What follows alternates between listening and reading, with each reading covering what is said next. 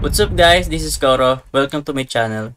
Nag-share ako ng opinions ko, experiences at iba pa na related sa crypto, NFT or Web3 projects.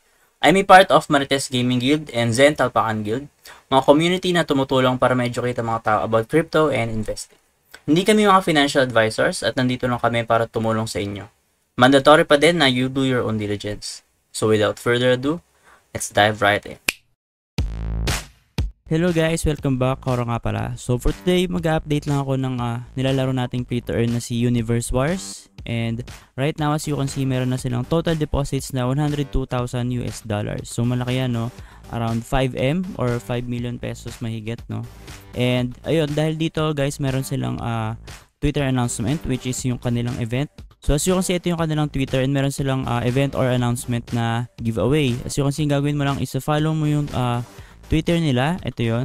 Tapos join ka sa Discord, i-retweet mo to, tapos la-like mo or i-heart mo. Tapos magko-comment ka, tatag mo lang yung 3 friends mo.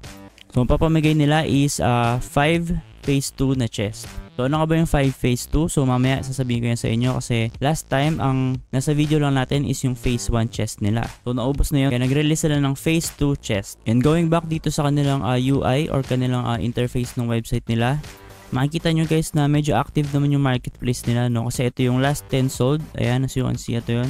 2709. So, kanina lang siya, no? So, yung time nito, hindi ko sure kung naka-PH time ba siya or naka-UTC. So, di natin alam, no?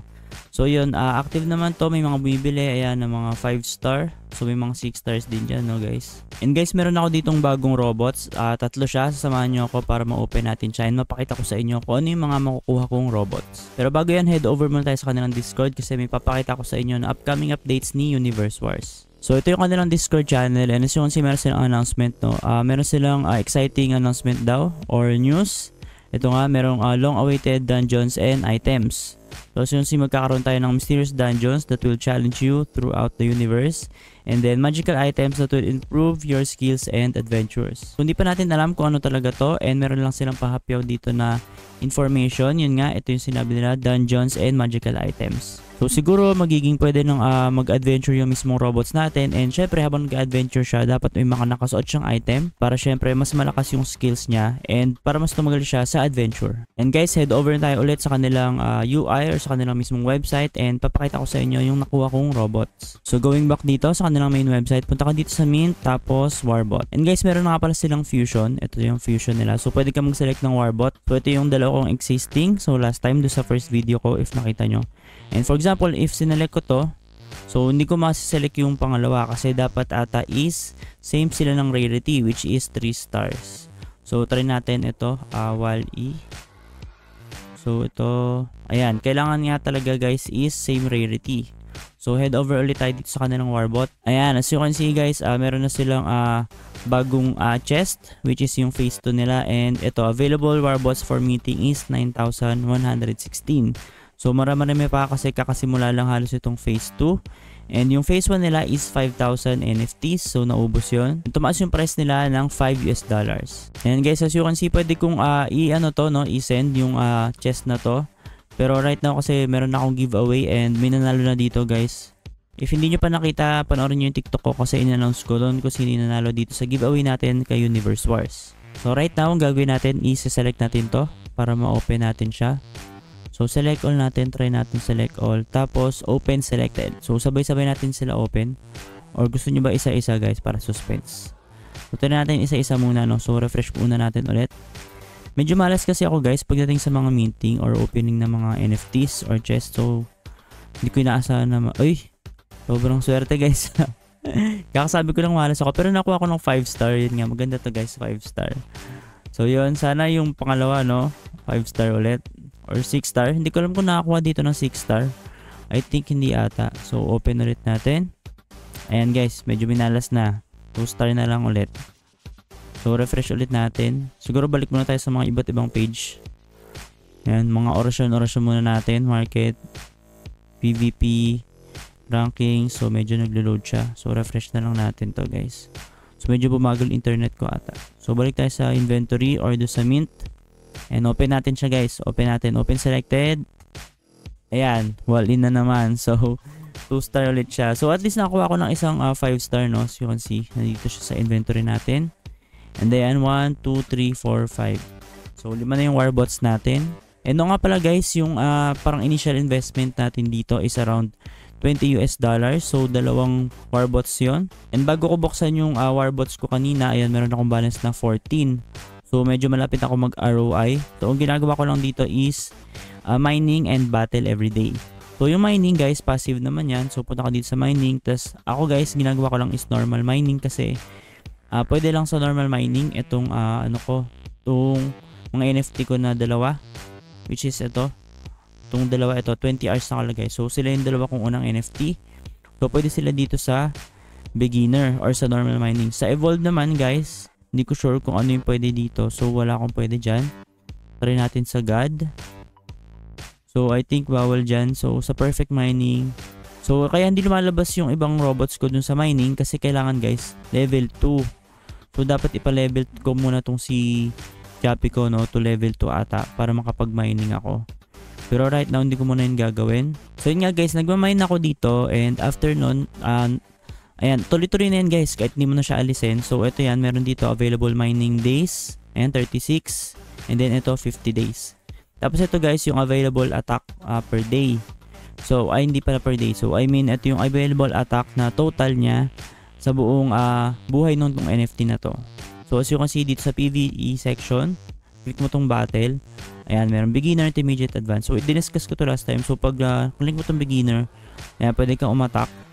So madalas naman ako panalo dyan guys, bihira ako matalo. So yun lang ginagawa ko. Uma-attack lang ako, tapos yung mining passive naman. Ayan, medyo malapit na ako mag-ROI doon sa $20 na initial investment natin. Pero tandaan nyo guys, hindi to lahat is galing dun sa mismong attack ko or dun sa mining. So iba dyan galing dun sa invitation ko or sa mga gumamit ng referral codes ko. Although kung medyo konti lang yon, malaking tulong pa rin yon kapag ka nag-accumulate. So maraming salamat guys sa mga gumamit ng referrals. And if ever bago ka lang, no, sana magamit nyo rin yung referral ko if interested kayo mag-invest dito kay Universe Wars. Pero bago yun guys, discuss ko muna yung risk nito, no. Kasi punta ka dito sa game info, ayun makikita mo. And total deposits, pools available. So meaning ito yung available na for withdrawal and total deposit. Tapos yung mag-withdraw pa lang is 16k. So if makikita mo, sobrang konti pa lang nang withdraw. Ang karamihan is nagre-reinvest. And meron tayong makikita dito guys na developer withdraws. So meron yan sa white paper nila I think, and diniscuss nila yan, and nagiging transparent sila kasi ina-announce nila to sa mismong Discord channel nila. So kailangan nila to guys, and syempre nagtatrabaho sila everyday, so siguro bayad sa mga developers and sa mga ibang mga kailangan nilang bayaran. So yun nga guys, gusto ko lang discuss yung risk. If ever mag-invest kayo sa mga ganito, mga kasi to, no, so hindi natin alam kung tatagal ba si Universe Wars.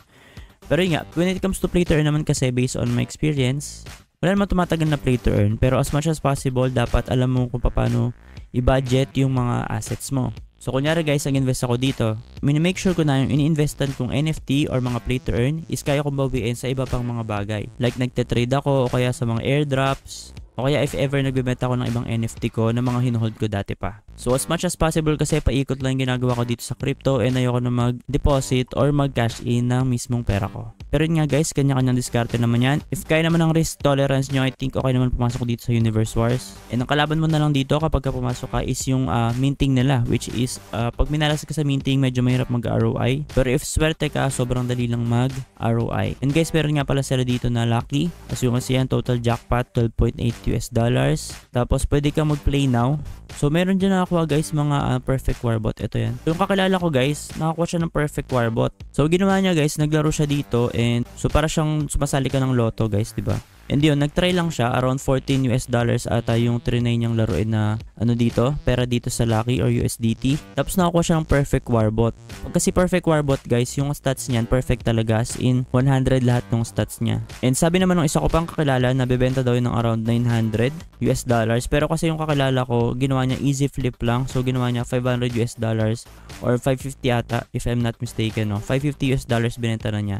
So not bad na din, no, kahit nasabihin mong yung iba binibenta binibenta ng 900, siya binenta lang niya ng 550. Panalo pa rin naman siya kasi tandaan nyo guys, ang ginawa lang niya dito is nag-spend lang siya or sumugal lang siya ng $14. So ginawa niya dun guys agad is kinash out niya agad, and na-process naman siya agad nung mismong developers daw, sabi ng kaibigan ko. So katulad nun guys, pumasok ko siya sa NFT, medyo sanay na kasi yun. Ginagawa niya, mag-manage siya ng risk niya. So ginawa niya, winidraw niya na yung mga kita niya. So meron na siyang natira mga warbots dito. Nilalaro na lang niya for profit. So yun lang guys, medyo quick video lang naman to, end update. And susunod siguro papakita ko sa inyo if anong gagawin ko or anong balita natin, kung anong gagawin natin sa warbots natin, if lalaroin ba natin or baka i-flip ko na lang din talaga pang ROI yung nakuha kong 5-star na warbot. So yun lang guys, tandaan nyo na meron silang event which is ito, yung nasa nila, Twitter nila or giveaway to, no. So sali kayo, so wala naman kayong ilalabas dito ng pera, ang gagawin nyo lang, follow nyo sila, sali kayo sa Discord, tapos mag-interact kayo dito sa kanilang Twitter or sa post nila. And then lastly, magtatag kayo ng 3 friends nyo. And then ito nga, may palabas sila no, ng mga bagong features which is yung dungeons and magical items. So yun lang muna for today. Sana nagustuhan nyo yung video na to. If ever may tanong kayo or recommendations, pwede nyong iwan sa ating comment section. In case if nahihiya kayo, pwede naman kayo mag-message sa akin via TikTok and Facebook. Yun lang guys, and good luck!